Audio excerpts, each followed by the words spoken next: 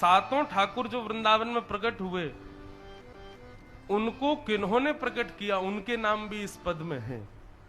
वृंदावन के बिहारी जी, राधा रमण, राधा वल्लभ, जयपुर के गोविंद देव जी, गोपीनाथ जी, करौली के मदन मोहन जी और पन्ना के जुगल किशोर, ये 7 ठाकुर हैं वृंदावन के। वास्तव में इनका प्रादुर्भाव कैसे हुआ? गोपीनाथ, गोविंद देव और मदन मोहन, ये 3 ठाकुर तो भगवान के परपौत्र वज्रनाभ ने इनको बनवाया।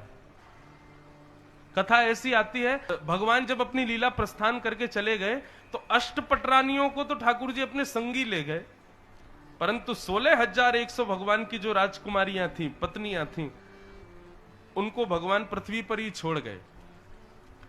और भगवान के परपौत्र वज्रनाभ उन सबको लेके वृंदावन आ गए।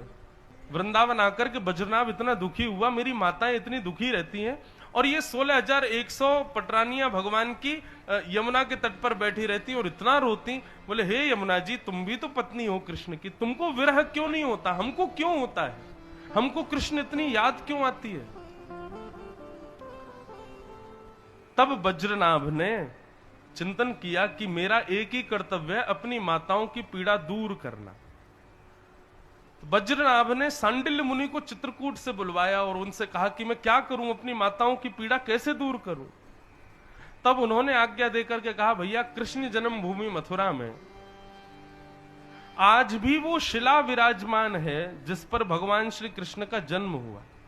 अब तो शायद नहीं है, परंतु उस समय जब वज्रनाभ आए तब वो शिला विराजमान थी। तो कंस के कारागृह में वज्रनाभ गए, मथुरा में कोई भी नहीं था, खंडर पड़ा था कंस का पूरा कारागृह। और जैसे ही वज्रनाभ ने उस कारागृह में प्रवेश किया जहां भगवान जन्म लिए थे, तो पूरा तो खंडर था, लेकिन वो कारागृह में से अब भी चंदन की सुगंधी आ रही थी, एक अद्भुत तेज दिखाई दे रहा था, क्योंकि ठाकुर जी वहां प्रकट हुए थे।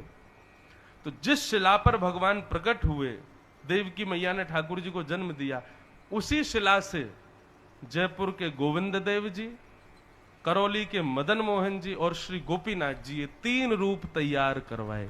मदन मोहन जी को जैसे ही उनका रूप बनाकर के माताओं के सामने प्रस्तुत किया, बोले, मैया देखो ये कौन है? मदन मोहन जी का रूप देख के सब माताएं, 16,100 माताएं बोले कि अरे वज्रनाभ, इनके चरण तो तुम्हारे दादाजी जैसे हैं बिल्कुल।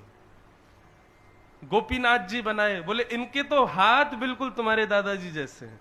लेकिन जैसे ही जयपुर के श्री गोविंद देव जी का स्वरूप प्रकट किया, 16,100 माताओं ने घूंघट कर लिया। क्यों? बोले इनका मुख बिल्कुल श्री कृष्ण जैसा है। कालांतर में ये तीनों ठाकुर भूमिगत हो गए वृंदावन में।